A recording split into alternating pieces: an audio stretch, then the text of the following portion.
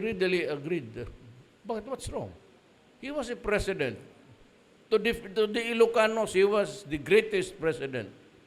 Why do we have to debate on that? It's one day where they can celebrate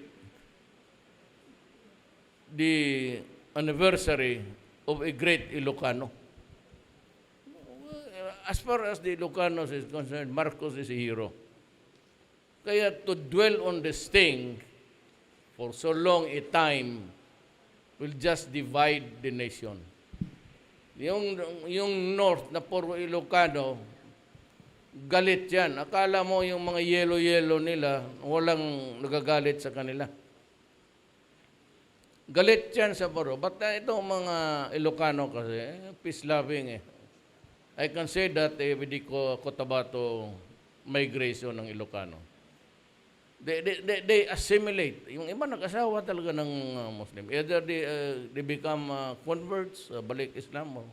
There's nothing wrong in religion really. Most of the peaceful settlements, nandyan yung Ilocano. Kaya itong mga Ilocano, ayaw lang ayaw walang gulo.